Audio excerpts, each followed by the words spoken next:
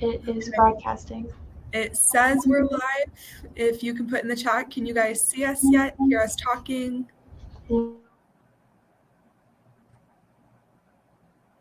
Oh, yay. Okay, we're getting success messages. Awesome. Sorry for that, everybody, but we're so happy to have you guys here. And we're so happy to have all of our guest speakers and being able to do this conference again for another year. So just as a little bit of an introduction, this is the Find Your Voice conference hosted by the College of Business and the Women in Business Club here. And like I said, we're very excited to have you. If you are a part of the EDGE program, we are having sessions that will count towards that. So give me just one moment and I will get the QR code up. And that way you will be able to scan it for this session specifically.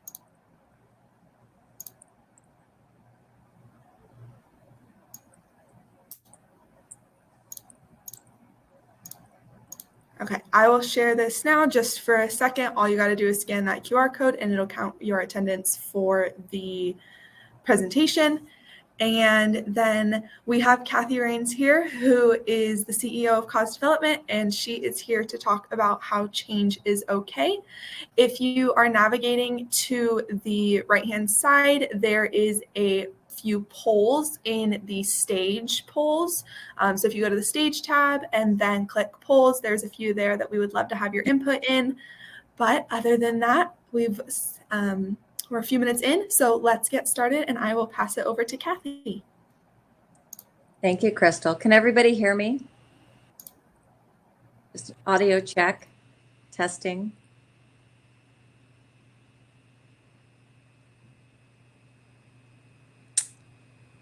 Thank you. Great. Well, thank you for inviting me today. I am, as a past Central Washington grad, very humbled and happy to be here. I wish we were in person. I would love to be able to see all of your faces, and I think there would be phenomenal energy that would come from that, just being in the same room with all of you. But I'm going to give this my best shot remotely. I would love to take questions as we go along, so please feel free. Let's make this a conversation and a dialogue.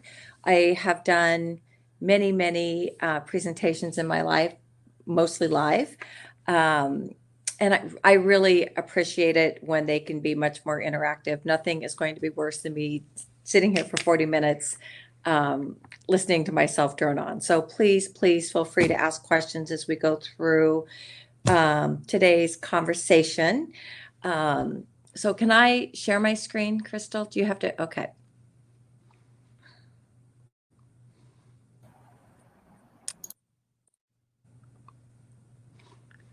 So I have today just a little presentation, if for no other reason than I wanted to give you something to look at while I was talking besides me, which seemed prudent. So let me see if I can get the presentation and the chat box up at the same time. Just give me 1 second. Well, this is something maybe we should have practiced yesterday. Let me see here. I can always moderate the chat for you if you'd like as well. Okay. All right. Oh, there we go. I have them both. That's terrific. Okay. Thank you for your patience. Let's see. And can you see my screen? Yes, I see your PowerPoint presentation. Okay. All right. Let's see if I can get this into full mode. Let's just try this. Can you see it well enough like it is, or do I need to go into...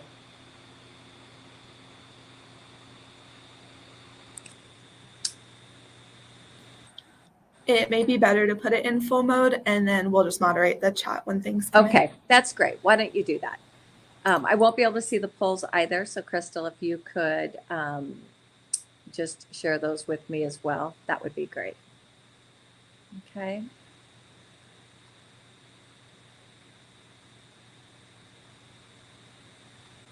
Okay, so here we go. Again, thank you for having me here today. I wanted to start with just a poll. And if you go to the polls, it's the second poll on your screen. And it really is just intended to get a pulse for how all of you feel about change, whether it's something that you're excited about, something you don't like to do but do anyway, or something you just don't enjoy doing. And that will help, I think, kind of provide me some insight as to the audience today.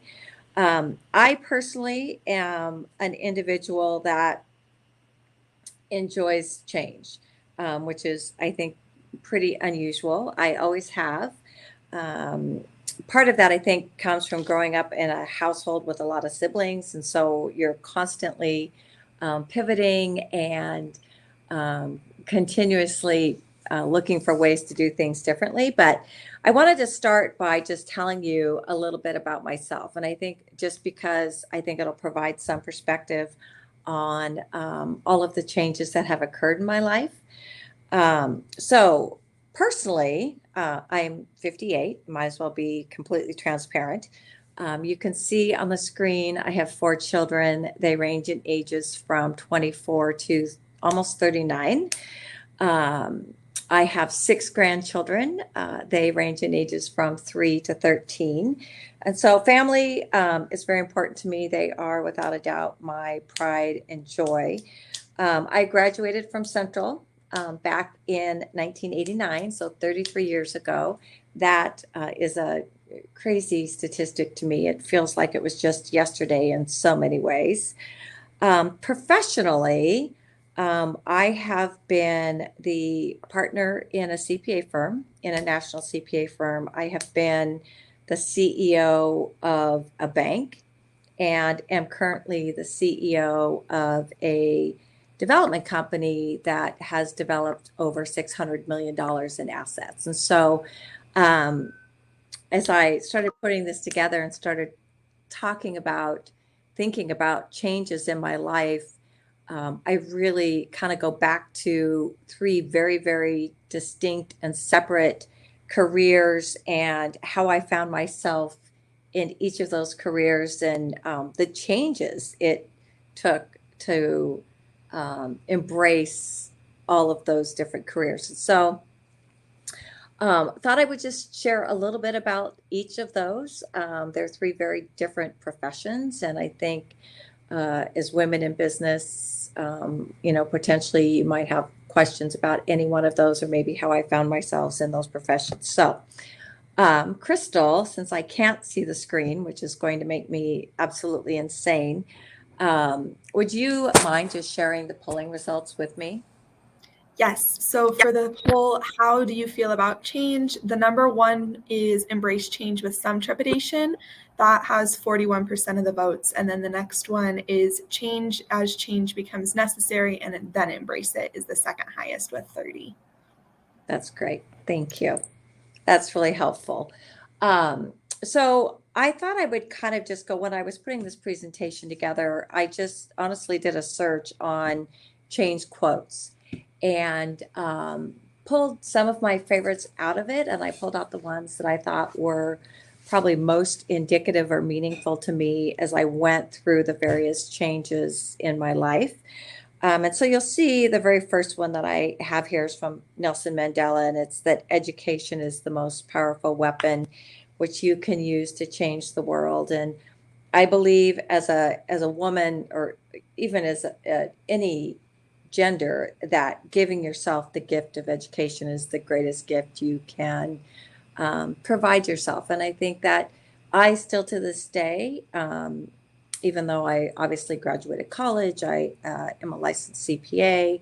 I still to this day treasure those moments where I can pick up a book and just learn something new. And I think that's part of my desire and why I've ended up in 3 different and distinct professions is just this constant need for more information and to grow and to educate myself. And so for me specifically, that was a very powerful quote. My path to education was a little different. And I share this just, I think, for those of you who had different paths to where you are today, just to say that it's okay. And so I went to college right out of high school, which is not the different part. But as a sophomore in college, I um, fell in love, and the individual that I ended up marrying was older. And so after my sophomore year in college, had gotten married and had my first child, and thus having a almost 39-year-old as a 58-year-old, and didn't continue college while I was pregnant with him, and while I had him, had my second child. And so by the time I was 21, I had two children, and yet I was very, very committed to continuing with my accounting degree. And so I did that. So as a mother of two, I went back to college at Central, took night classes. So was a mom by day, a student by night. And after doing that for 5 years, graduated with a bachelor's of science in accounting from Central Washington University. That same year, I sat for the CPA exam and passed that exam the first time. Um, and that event in my life, I really tried to just pick out those events that, number one, I thought represented the most change, and number two, that I thought changed me most as an individual. Graduating from college as a woman with two children, sitting for the CPA exam, passing it the first time, those were all events in my life, changes in my life that really positioned me um, for my next journey. And you're going to hear me say that at every pivot in my life where I make big changes, everything before that had really positioned me for that next journey. And so that is my change, my transition from college to being a mom, to going back to college, to preparing myself for the workforce. So with that, and before I talk about my first job right out of college, I thought we would do the second poll. So Crystal, can you Yes. So the second poll, as a student potentially starting a new career, what do you fear most about the change? The number one answer is transitioning from student to professional. And the number two answer is unknown expectations with a new job. And then there's also quite a few people who said all of the above. So all of the different changes are starting to scare them. That's great. I actually, I think for me, all of the above, even though I embrace change, I love change. I think for me, all of the above was my answer as well when I put the poll together. Um, and so I, again, as a new mom, um, started out of college and started with Ernst and Winnie. And really um, that decision was really because of one of my college professors. And I had only two job offers. I um, didn't do the whole big recruiting scene because, again, I had two small children, but I had a job offer from Ernst and Winnie and Moss Adams at the time.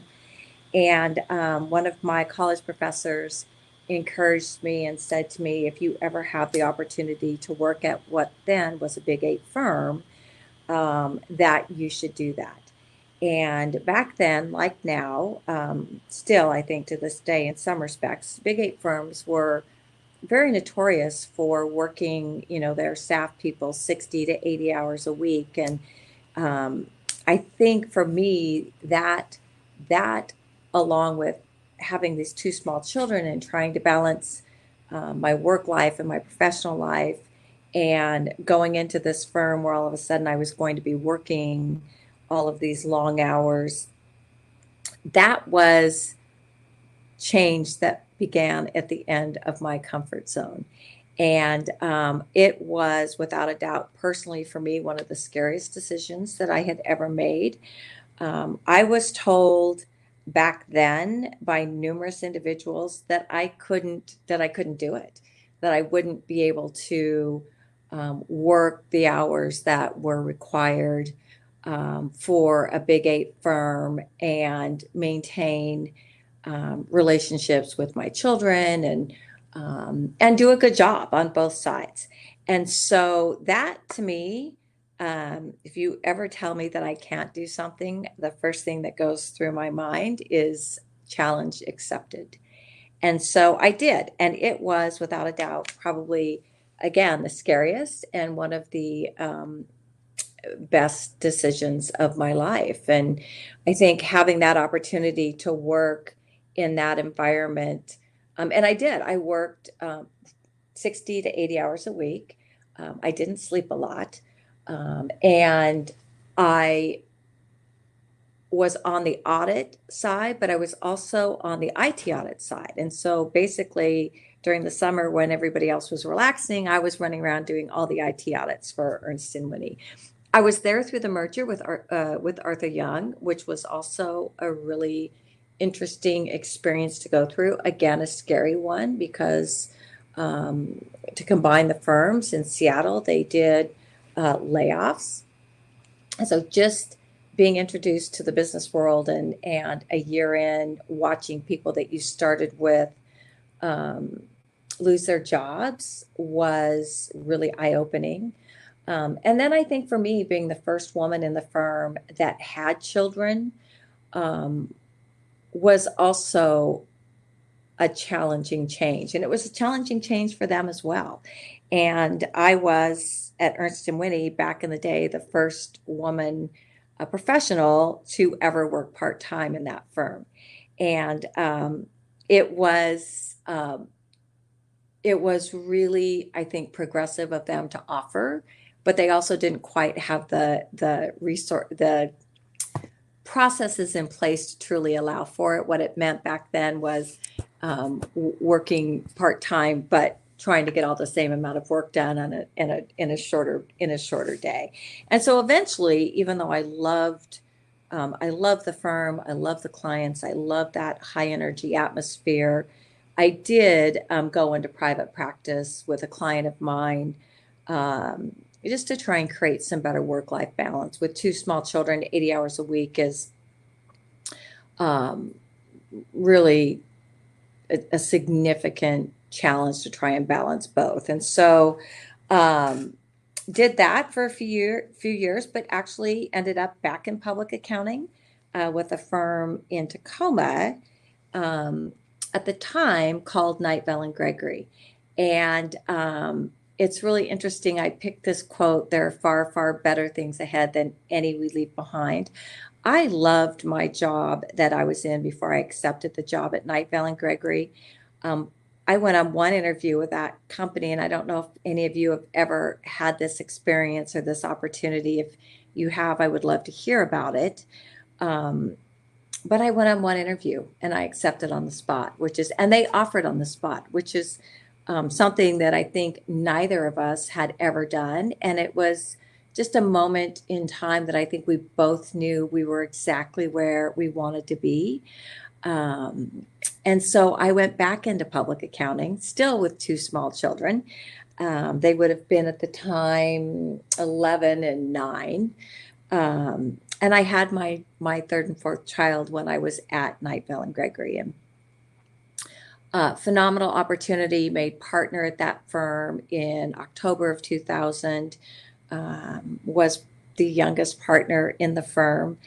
Still have great ties to that firm. Knight Bell and Gregory, we sold to McGladrey and Pullen back in 2003. And I stayed on for about another year. And at that time, I was once again traveling all the time. And so again, and this is a story that I've shared many, many times, and I'll just forewarn you, I've not made it through without tearing up. So I'm going to try and do it. Back then I had, back in 2002, I had, again, my 3rd child and my 4th child, and they were, at the time, they were 6 and 4 years old. And my oldest child, I was taking him back to college one day, and he proceeded to tell me, oh, Sam, I'm going to cry. Oh my gosh. He proceeded to tell me that that I was a great mom, because we're very close, but that if I didn't stop traveling as much, I was going to miss seeing my younger children grow up, and that they would be fine, but that I would regret it. Pretty profound from a 19-year-old. And so I walked into the managing partner's office that Monday and I gave notice. That was a pivotal moment in my life. That was a moment of change beyond probably any change that I could have imagined. I had been approached by numerous clients when I was with the CPA firm about accepting positions, executive positions at banks. I only worked on banks. And so, long story short, after working at as a CFO at a SEC reporting bank, I was approached by a previous client of mine who had already told me a long time ago that once their CEO and president retired, that they were going to come find me, and I was going to be the next president of that bank. And so that takes me forward to October of 2005, where I accepted the position as president and CEO of First Heritage Bank. And so I'm just going to pause there. If for no other reason, then I would love to, if you guys have any questions, any thoughts, if there's any sort of similar situations that you all have been involved in, where you've had to make changes in careers for whatever reason, potentially not work-life balance, but anything of that nature. I'd just love to hear your stories, or if you have any questions before I continue on regarding my time as the CEO of a bank during the Great Recession.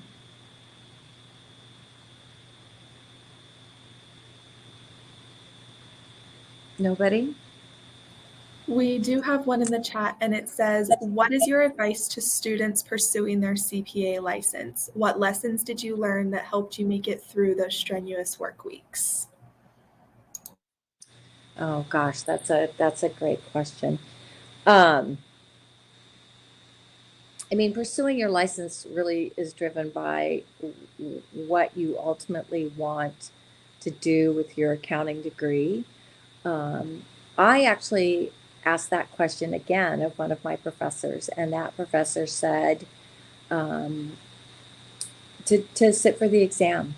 That you will always benefit from having your license, even if you don't use it. And so I honestly haven't used my license since 2005, but I have never let it lapse. Just wanting to always know that I had that opportunity to utilize the license if I needed it, created, for me at least, just a peace of mind that the opportunities for any career path are significantly extended if you have the license itself. Sitting for the exam, so I sat for the exam back before I started working, and so that was huge. Other than the fact that I had these two small children at home, and I basically took care of my children at night, went to classes in the day, went to classes in the evening, and then I set up a desk downstairs, which were in our basement, which were two sawhorses with a piece of plywood across it, and had a coffee pot on that desk. And I would go downstairs at 9 o'clock at night, and I would come back upstairs anywhere between 1 and 2 o'clock in the morning. And that's how I studied for the exam. And I did it, I think it was maybe the Becker books back then. And every night I did a different chapter, and I took test after test. And that for me was how I needed to do it in my circumstances. So I hope that helps. We do have more in the chat as well. The next one is, what were the issues that kept you up at night as president of the bank during the financial crisis? Oh gosh, I can see the chat. Julie, that is another presentation. I mean, it was everything. Um, I was very fortunate in that we had great employees. As the CEO of the bank, I had a phenomenal board of directors, and we had some really great shareholders. We were SEC reporting because we had 1,500 shareholders, um, bank shareholders. The things that kept me up at night, that bank, I'll just tell you, eventually failed. It was the last bank to fail in the state of Washington, up in Snohomish County. And the things that kept me up at night were trying to figure out how to keep the bank alive. We had a great relationship with the regulators. We were very fortunate. The day they came in and shut down the bank was very surreal. We had a good enough relationship with them that they called and asked for directions on the way to the bank, which I thought was a little too far, FYI. And they said phenomenal things about the management team and the board when they came in um, to take over the bank. So in so many ways, it was a great experience. But the things that kept me up at night were just how could I pivot to keep the bank from going under. As the CEO, took a lot of personal responsibility for um, the employees and making sure they would have jobs, for those shareholders, making sure that they wouldn't lose their investment. Um, and so just that was it. Just trying to limit the losses during a period of time when real estate was plummeting. And every time it would go down in value, the regulators would come in and reevaluate our portfolio and take it down to market value, and it would get charged against capital. And you can only, in Snohomish County, there were, I think, 7 banks that failed, one pretty early on. And I don't know how many of you were familiar with the financial crisis, but basically when the FDIC took over a bank, um, all those assets got sold at dimes on the dollar. Well, every time that happened, then values dropped, and eventually, over the few years, they just kept repricing assets. And um, so it was without a doubt the worst of times and the best of times. The best of times from a human spirit perspective. I could not have asked for better employees, better shareholders, a better board of directors, but.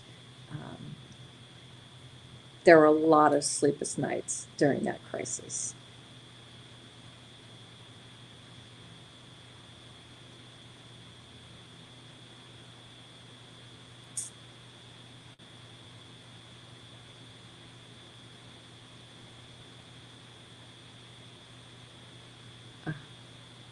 Crystal, can you hear me? Yes, I can hear Hello? you. Okay, great. Yes, and it looks like there's just one more question in the chat, which is Kaylee's right at the bottom of your screen.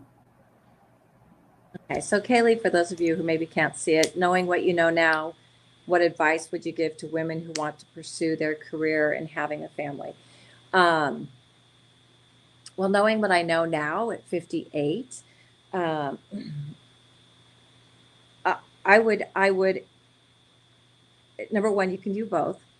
That's obvious. There are many women beyond myself who have proven that over and over again. Um, I would say look for a better balance than I had. I mean, I have wonderful relationships with all of my children and grandchildren, and I feel very fortunate. But in hindsight, and you hear this all the time, you read it in quotes all the time, you just don't ever want to look back and feel like you should have spent more time with your family. And so I would say, I am, anybody who you talk to who knows me would tell you I am a certifiable workaholic. Um, but in hindsight, I wish I had been a little more balanced in my career and my family. So, and I say that I worked, I worked 60 to 80 hours a week most of my career. And I'm not saying that bragging. I'm saying that, again, kind of looking back, I wish I could have found a way, or I should have found a way to make that 40 to 60 hours a week instead of 60 to 80.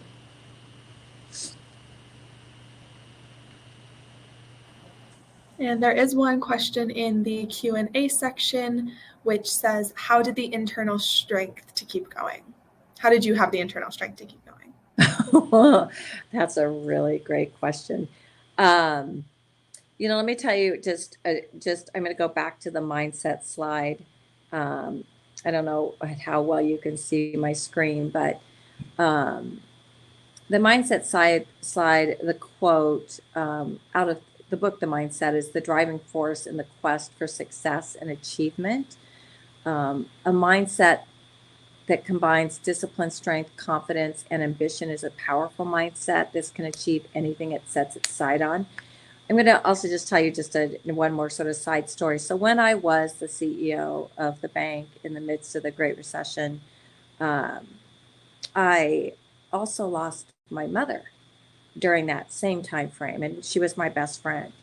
And you through that, at least for me, it put life into perspective. And I think the internal strength to keep going, I'll talk specifically about the bank and then again about sort of my mom and two huge life lessons that were shared with me during both of those time frames. When the bank was in trouble, and of course, we were hearing all these stories about bank boards and bank executives getting sued by the FDIC. And I was, having these moments of anxiety where, what if I got sued? What would I do? And that never happened. Again, we were very, very fortunate. We had a great relationship with the regulators, but it could have. And the advice that I kept going back to during that moment was, what is the worst thing that could happen? Let's say they sued me, and let's say I had to file for bankruptcy, and so therefore I would lose my house. Well, ultimately, my strength and my peace of mind through that process came from this understanding that I could lose my house, and I didn't, but I could, and I would still have my family, and I would still have my children. And at the time, I had my grandchildren already, a couple of them. And that peace of mind, knowing that in that situation, the worst thing that could happen was really ultimately not that bad. At least for me, from my perspective, I would survive that, and I could rebuild, and I could get another house. That created a huge inner strength for me during that process. That, and knowing that I could not have tried any harder. And I think when you put yourself in that place where there's really nothing more that you could have done, then there's nothing more you could have done, and you just pick up and you move on.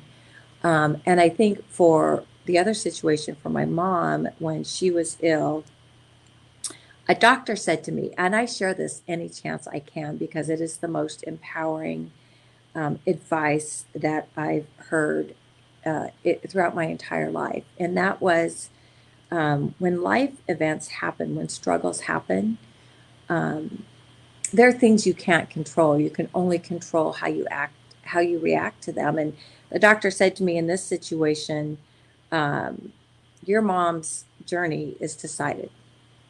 You get to decide what you want your part of that journey to be. And you decide that by thinking about what it's going to look like when you have to look back. And so I literally went part-time at the bank, and I had a BlackBerry that I ran the bank from for probably 3 months as she was in hospice. And I spent a lot of time by her side. And through that came this great, again, peace of mind, and I think strength to know that you could survive it. And then I did, and I look back, and those are some of the best memories that, well, there's 6 of us kids. Some of the best memories that we all have with her was during those last 3 months, because we were all together.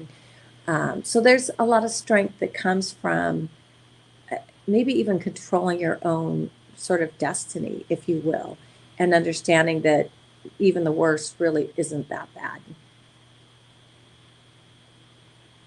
That's very long-winded. Sorry. Any other questions that before I'm just going to finish up? Oh, okay. I'm going to read the anonymous one. But yeah. Can I answer the anonymous one? Yeah. It says, for those of you who can't see, what is your experience with sexual harassment and discrimination at work, past or present? What is some workplace advice you can give to another woman? I get asked this question a lot. So, and I've really honestly tried to work on this answer because, so let me just really quickly tell you, when I was a partner at McGladrey, there were over 300 partners, 30 of us were women throughout the entire company. And when I was the CEO of the bank, there were probably 60 banks, maybe more than that, headquartered in Washington at the time. 5 of us were women of the CEOs. And so I've always, and in the development world, it's even fewer. So I've always been in leadership in male dominated professions. And I get this question a lot. And I've never been harassed or discriminated at work. And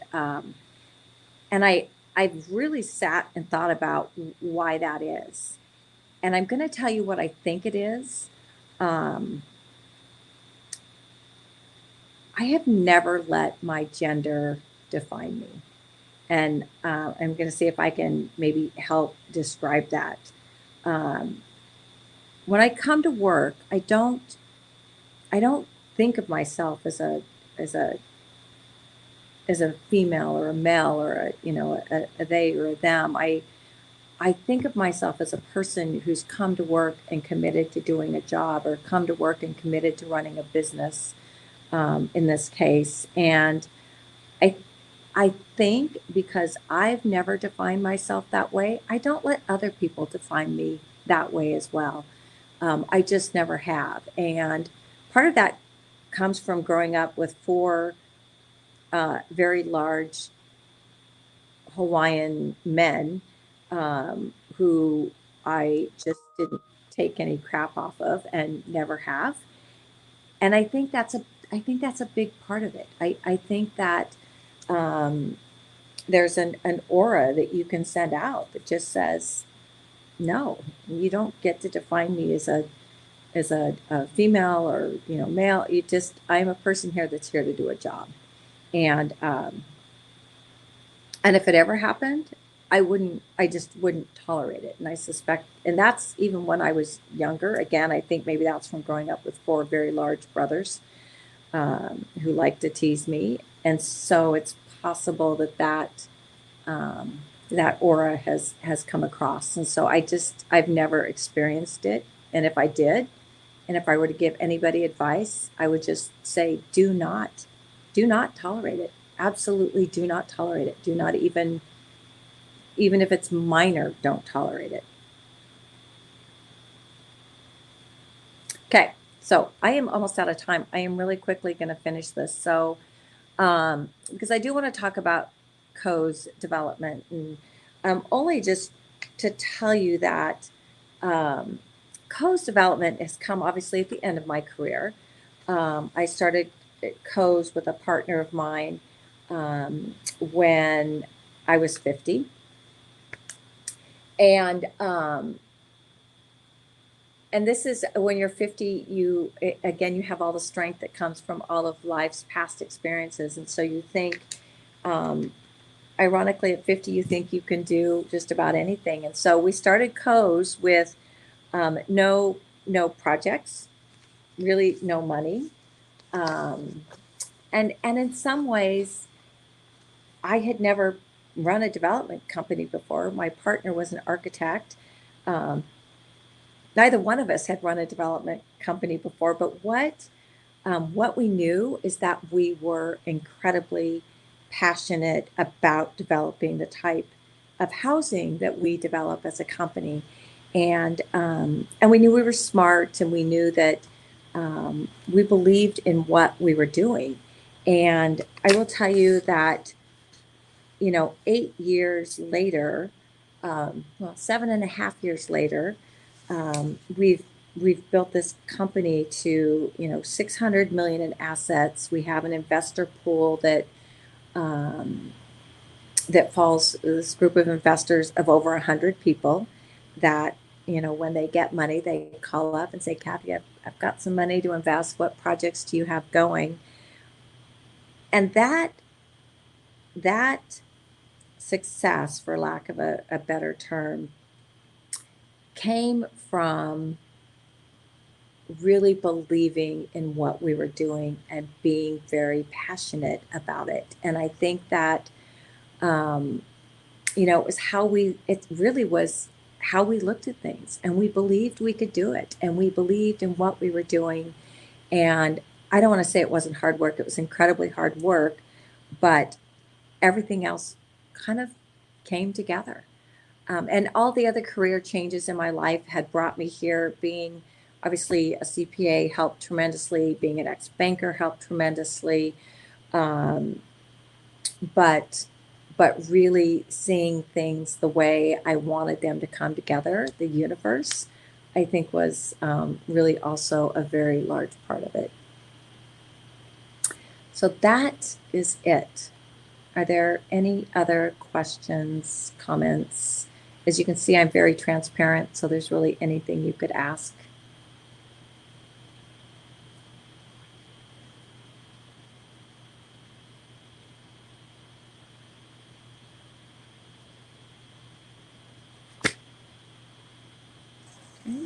I don't see any questions coming in yet, but if any do show up in the next few minutes, we can definitely ask.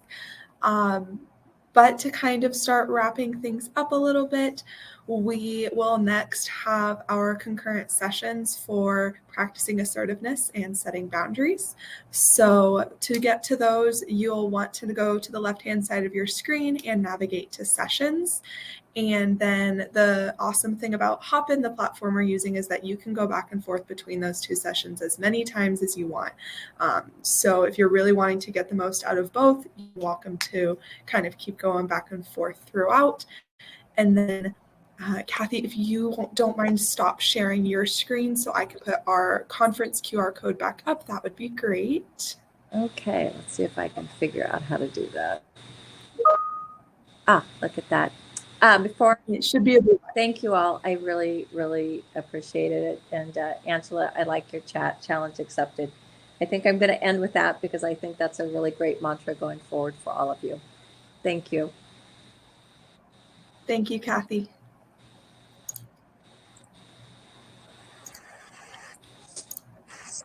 And again, here is the QR code for our EDGE program where you'll be able to get points for this experience set for the Find Your Voice conference. So I will leave this up and I will be the last one to leave the main stage. But again, you'll just want to navigate over to the sessions. They will start in about 10 minutes and you'll be able to flip back and forth between assertiveness and practicing that, and then also setting boundaries.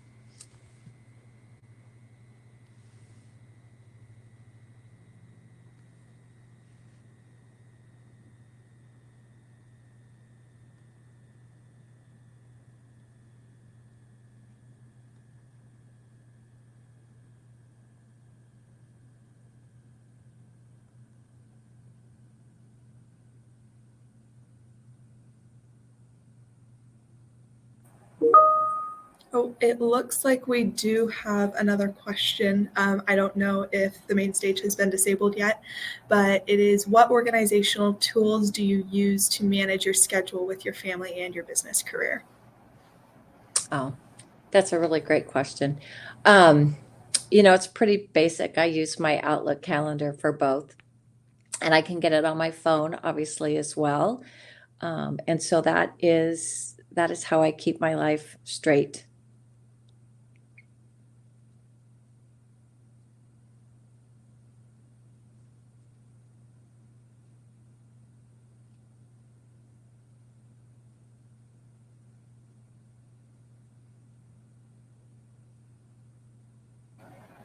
Okay, fantastic. I think we've got through all the questions then, and we'll just move over to the sessions now. But thank you again, Kathy, so much for your presentation. I know it was really valuable to Best everyone of here. luck.